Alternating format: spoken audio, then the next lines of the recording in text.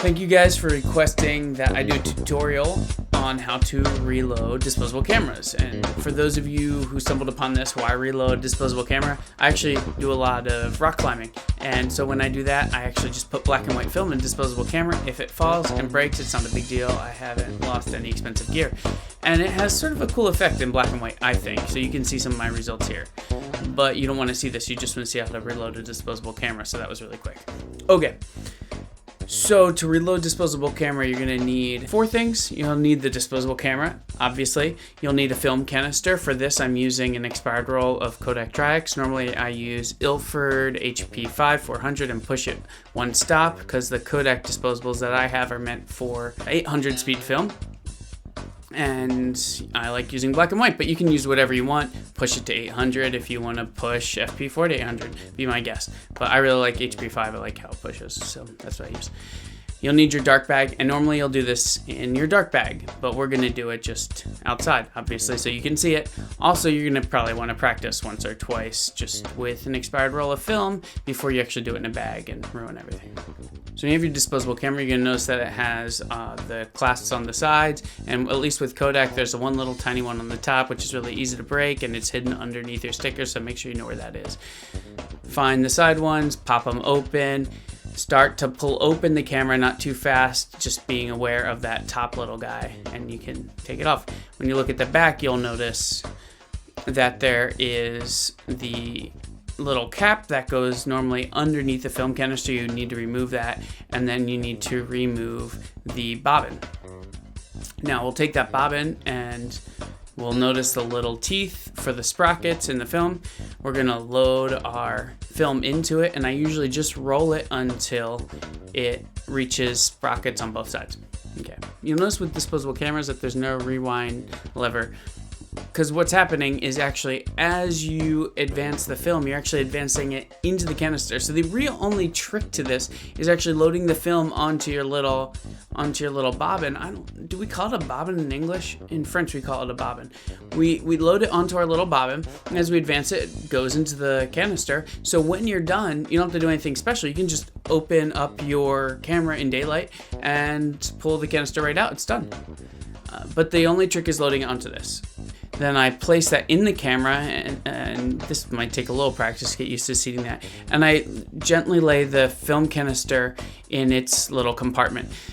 Take care that you don't let the sprockets actually sit on the little teeth that they're supposed to sit on when the camera's working, because that won't let you push the film backwards. I only put the canister in there so that it doesn't roll up and make things really hard for me. Obviously, you don't see what you're doing, so the easier you can make it in the bag, the better. Then I take one thumb and I use it to wind the bobbin. You put my other thumb on the sprockets on the other side to keep tension so that it doesn't unwind. And I try not to get fingerprints on the film, but I always fail at that. Then you seat your film canister in, and now make sure your sprockets are on the actual teeth or whatever those things are. And you can actually use your finger in the bag to make sure that's seated correctly, and it should be good. Now you have to put the little bottom cap back on. This is the thing I always have a problem with in my dark bag. I don't know why. I can do it pretty easily when I'm looking at it, but for some reason in my dark bag it's always causes issue. But once that's on, snap the back on pretty much directly, and then use your finger just to feel the seams to make sure that it's seated correctly. Because in your bag it could, something could not be seated correctly. And then tape up the seams to prevent light leaks. Okay? Indiscriminately, apparently. Just tape the whole freaking thing up. Then I usually shoot a frame right away just to make sure that the sprockets are catching. If it keeps advancing and never stops, that means the sprockets aren't seated correctly. Put it back in your bag, open it up, try again. There are a couple things I didn't mention. If you're watching a tutorial, notice I didn't tell you to change the battery. Normally that's not necessary. The battery that comes with it will usually last 6 to 12 rolls. It actually has a lot of life in it, depending on how much you use it. But to change it, you'll see a little, that little door on the bottom. You slide it over. Sometimes there's an arrow, at least on the Kodak. It's an arrow, you slide it, and it should pop out reasonably easily, or you'll just break the tabs and then you'll tape indiscriminately afterward. You'll see the battery in there. Change it. Put the, well, this is really awkward. Sorry, but yeah. shove it back in.